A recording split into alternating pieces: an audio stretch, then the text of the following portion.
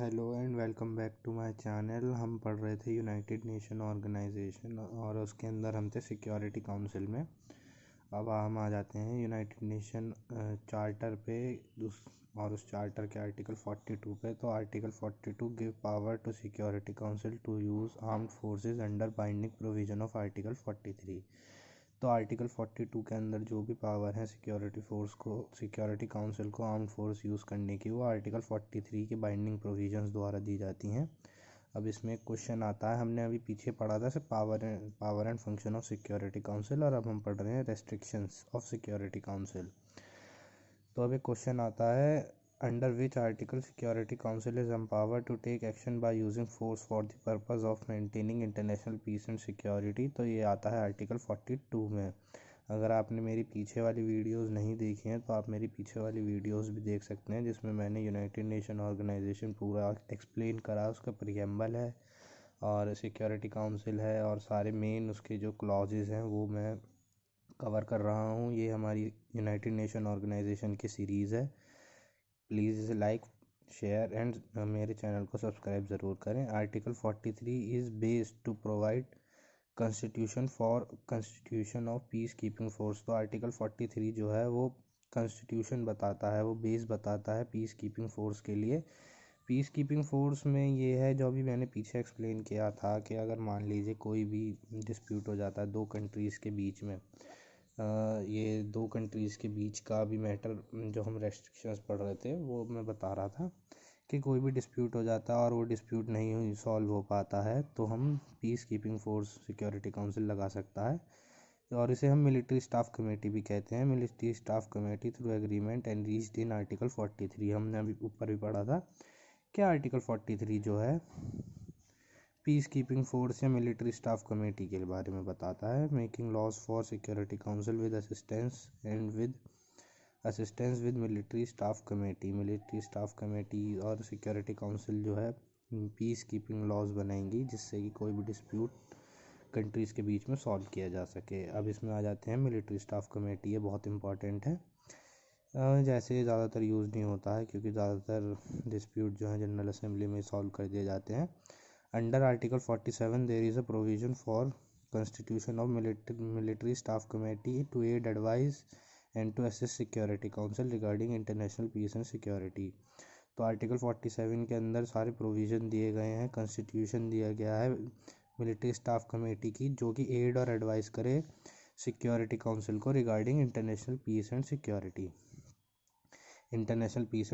के लिए। तो अब इसका आ जाते हैं मिलिट्री स्टाफ कमेटी की कॉन्स्टिट्यूशन पे। इसमें पहला होगा, chief of staff of permanent member of security council और the representative shall constitute such committee. तो चीफ ऑफ स्टाफ जो होंगे permanent member of security council के, जो permanent member of security council के चीफ ऑफ स्टाफ होंगे, उनको ही representative बनाया जाएगा इस कमेटी का, पीस कीपिंग फोर्स का। मतलब सच कमेटी में invite any member of UN who is not permanent member in committee. तो ये कमेटी कोई भी यूएन के मेंबर को बुला सकती है जो कि परमानेंट मेंबर नहीं होगा इस कमेटी का। अब हम आगे आ जाते हैं, for effective discharge of committee responsibility. तो कमेटी रिस्पॉन्सिबिलिटी के इफ़ेक्टिव डिस्चार्ज के लिए कमेटी कोई भी यूएन के मेंबर को अपॉइंट कर सकती है। In what circumstances any member of United Nation में कंसल्ट विद सिक्योरिटी काउंसिल। तो ऐसे कौन से सर्कमस्टांसेस होंगे जिनमें यूनाइटेड नेशन का मेंबर सिक्योरिटी काउंसिल से कंसल्ट कर सकता है। If any member of United Nation faces some economic problems, कि या फिर कोई भी यूएन का जो मेंबर है वो इकोनॉमिक प्रॉब्लम्स झेल रहा हो, due to enforcement of such proceeding it में consult with security council.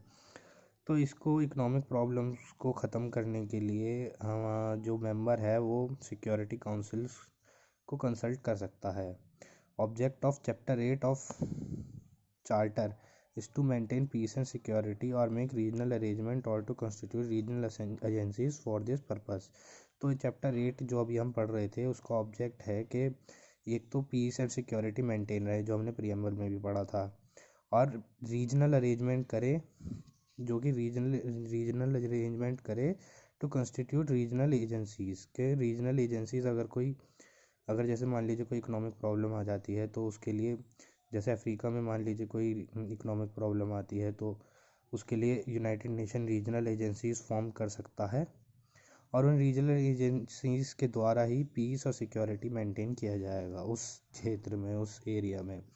Such regional arrangement and regional agencies which have to be constituted by the member of United Nations particularly related to that region।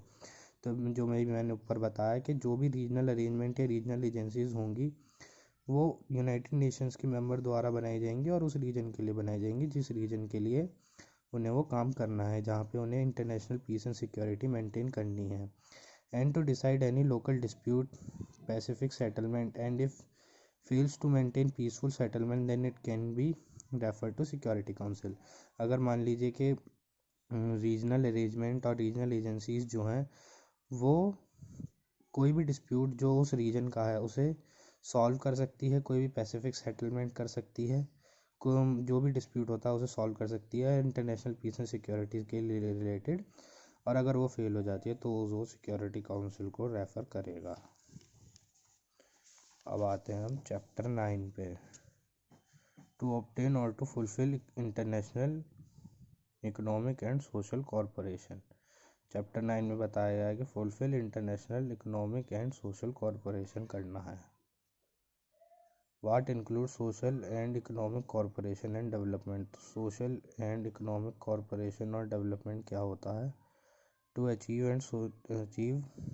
economic and social development and to maintain peaceful and friendly relation among the nation, the United Nations shall promote the following object। तो peaceful economic and social development और maintaining peaceful and friendly relation among the nations के लिए मतलब कि economic और social development भी हो और पीसफुल और फ्रेंडली रिलेशंस भी हों दूसरे कंट्रीज़ के साथ, तो यूनाइटेड नेशन को ये सब करना पड़ता है, प्रमोट करना पड़ता है, जो आर्टिकल 55 में दिया हुआ है।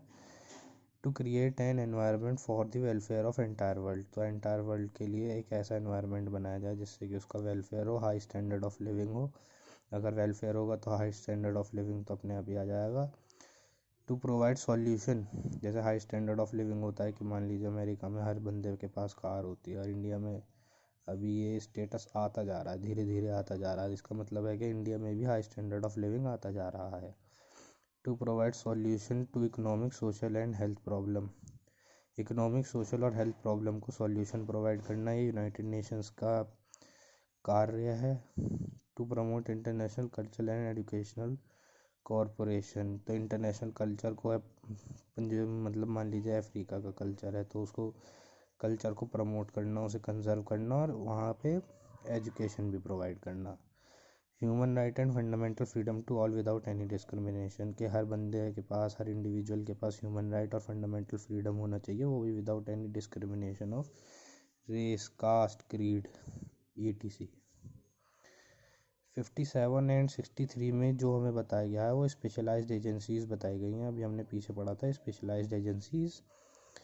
ये जो भी स्पेशलाइज्ड एजेंसीज़ होती हैं वो सिक्योरिटी काउंसिल को और इकोनॉमिक एंड सोशल काउंसिल को फॉर्म करनी पड़ती हैं उसके वेलफेयर एंड डेवलपमेंट के लिए। तो इसमें बताया गया है कि economic, social, culture and educational corporation at international level इकोसॉक में enter into agreement with specialised agency provided under article 57। तो जो इकोसॉक इकोनॉमिक एंड सोशल काउंसिल है उसको economic, social, culture and educational corporation के लिए स्पेशलाइज्ड एजेंसीज फॉर्म करनी पड़ती है जो कि आर्टिकल 57 में दिया गया है। एन एग्रीमेंट फॉर इकोसॉक with specialised agency shall appoint only after its approval by article 63 मतलब जनरल असेंबली। तो इकोसॉक तभी कोई स्पेशलाइज्ड एजेंसी फॉर्म कर सकता है जब उसे जनरल असेंबली से उसे अप्रूवल मिल जाए जो कि आर्टिकल 63 में दिया हुआ है। अब हम आ जाते हैं आगे आर्टिकल 60 पे। The responsibilities to fulfil the object provided under article 55 vested in general assembly through इकोसॉक शैल फुलफिल द ऑब्जेक्ट। तो जो भी ऑब्जेक्ट दिए गए हैं आर्टिकल 55 के अंदर जो कि जनरल असेंबली को वेस्टेड हैं स्पेशलाइज्ड एजेंसीज बनाने के लिए, वो इकोसॉक को करना पड़ेगा। हु इज़ रिस्पॉन्सिबल, अब एक क्वेश्चन आता है, who is responsible for the fulfilment of object of object provided under article 55। तो कौन रेस्पॉन्सिबल है जो आर्टिकल 55 के अंडर प्रोवाइडेड है